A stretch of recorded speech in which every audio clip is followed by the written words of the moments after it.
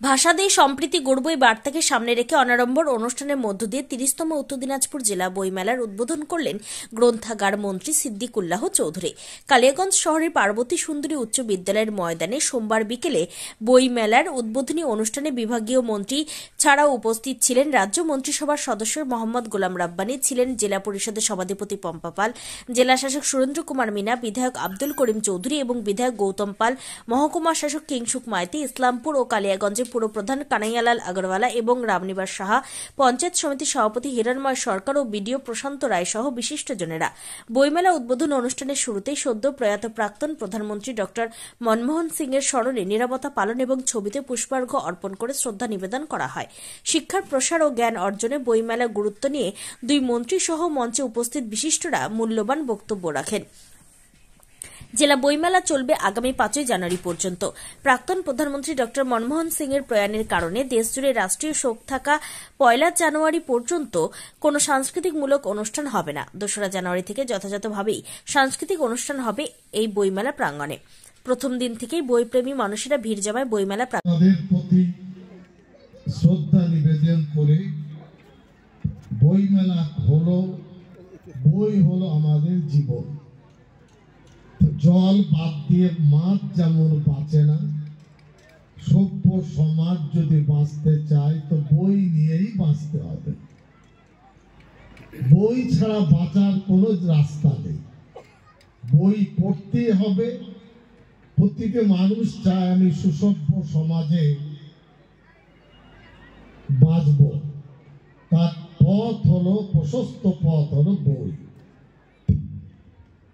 যাদের বয়স ৬০-এ অধিক, ৭০-৭৫, তারা দেখেছেন বাড়ির বারান্দায় দিদিমারা, ঠাকুরমারা, দাদি, নানি তারা একটা হাত পাখা নিতেন সন্ধ্যাবেলায়। সে পাখা করতেন আর পাখার বাঁট দেখিয়ে, ভয় দেখিয়ে বলতেন এই তুই পড়। তিনি কিন্তু পড়া জানতেন না, বাড়ির বৌমারা পড়াতেন না, পড়াতেন দিদিমারা। এই পড়া আমরা পড়েছি, এই কারণে লেখাপড়ার বা বই ধরার অভ্যাস বহু গুণে বেশি। বইয়ের প্রশ্নে স্রোতের বিরুদ্ধে লড়াই, এই লড়াইয়ে আমাদের মাননীয় মুখ্যমন্ত্রী মমতা ব্যানার্জির যে ইচ্ছা বা সদিচ্ছা, সিপিএম এর জামানায় 11 সালে যে বাজেট ছিল 7 থেকে 8 গুণ বাজেট বাড়িয়েছে। 22-23 সালে আমাদের দপ্তর 6 কোটি টাকার বই কিনেছে। অর্ধেক টাকা আমাদের সরকার দিয়েছে, অর্ধেক টাকা রাজা রামমোহন রায় লাইব্রেরি ফাউন্ডেশন তারা দিয়েছে।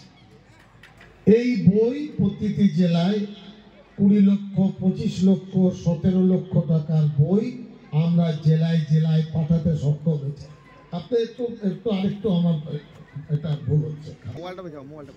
এবং এই বই মেলা নিয়ে আগে মন মতো বই মেলা হতো, আমরা সেটা স্টপ করে দিয়েছি। 13টি সংগঠন প্রকাশক, তাদের মাধ্যমে প্রায় 700 বই প্রকাশকদের নিয়ে মিটিং করি। 2-3বার মিটিং এর পরে বই মেলার ক্যালেন্ডার তৈরি হয়। 30শে নভেম্বর শুরু, জানুয়ারির শেষ পর্যন্ত বই মেলা পড়বে সারা রাজ্য জুড়ে। গতবারের বই মেলায় আমরা অনুদান দিয়েছিলাম 7 লক্ষ, এবার অনুদান বাড়িয়ে আমরা দিয়েছি 10 লক্ষ টাকা। আমাদের কোনো উপার্জন নেই, আমাদের উপার্জন মানুষের মন জয় করা। আমাদের উপার্জন ছাত্র ছাত্রীদের বইমুখী করা। এটা হলো আমাদের মূল লক্ষ্য এবং উদ্দেশ্য। গতবার 12.5 কোটি টাকার বই বিক্রি হয়েছে সারা রাজ্যে। 1,33 লক্ষ বই মেলায় এসেছে। আগে পয়সা দিয়ে বই মেলায় আসতে হতো, এখন নিঃশুল্ক বই মেলা আমরা করে দিয়েছি। আগে লাইব্রেরিতে মেম্বার হতে পয়সা দিতে হতো, আমরা আজ 3 বছর হলো যে কোনো লাইব্রেরিতে সদস্য হতে হলে কোনো পয়সা আপনাকে দিতে হবে না। আমরা সদস্যকরণের জন্য 4টে ধাপ রেখেছি।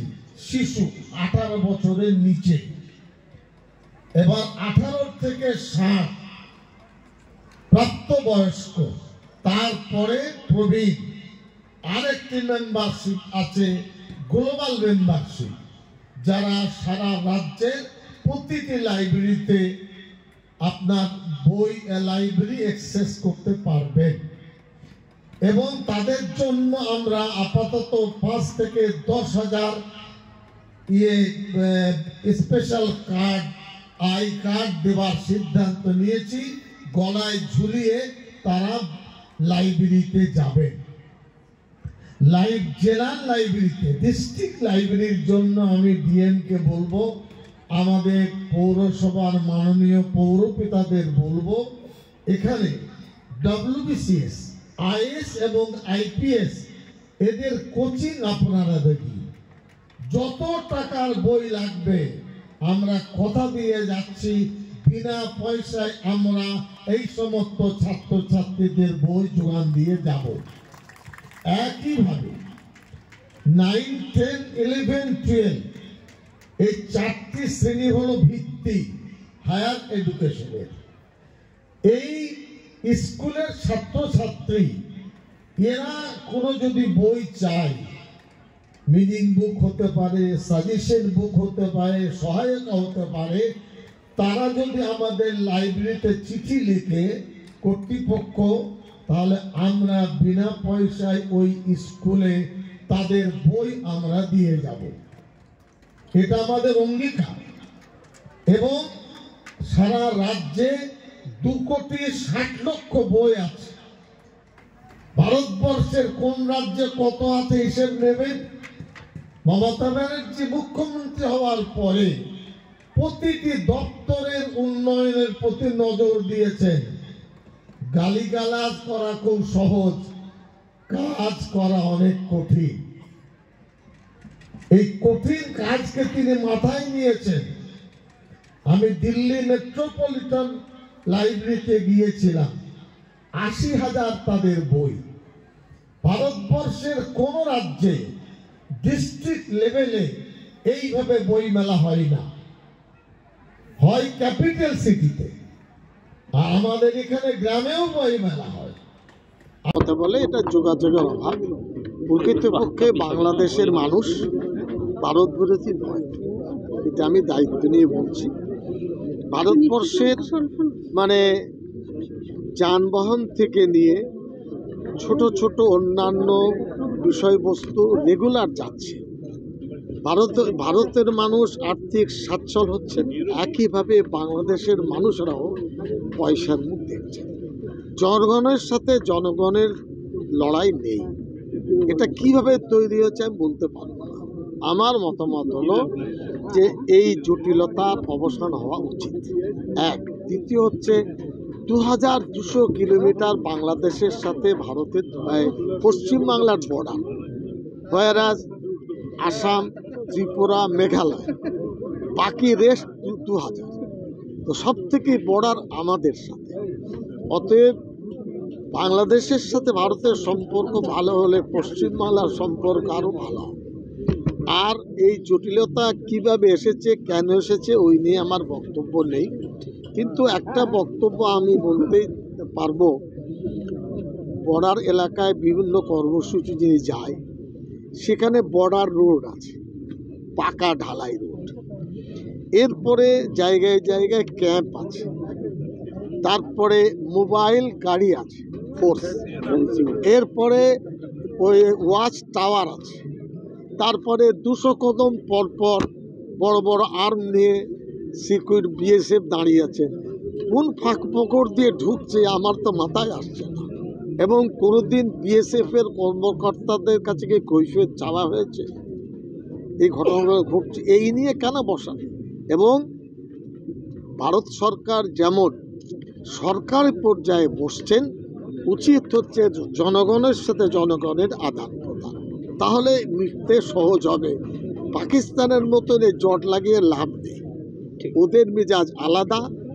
একই বাংলা ভাষাভাষী মানুষ, ওরাও মাছ ভাত খান, ওরাও লুঙ্গি পাঞ্জাবি পরেন, ধুতিও পরেন, আমরাও সেইভাবে মাছ ভাত খাই, লুঙ্গি ধুতি পরি।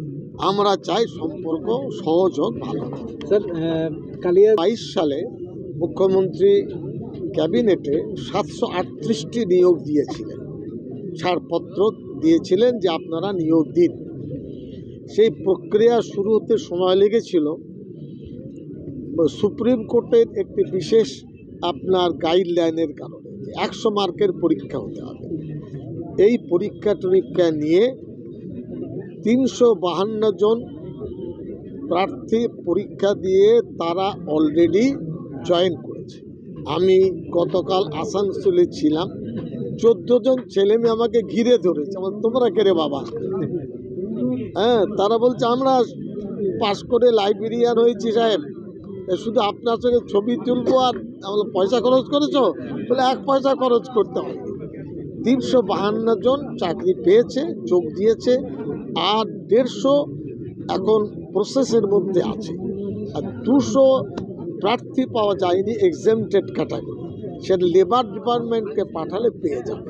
97 সালে আত্মপ্রকাশ করেছে এই দপ্তর, 87 সালে এত মানে কর্মসংস্থান মমতা ব্যানার্জি বা আমাদের দপ্তর ছাড়া এর আগে কেউ দিতে পারেনি।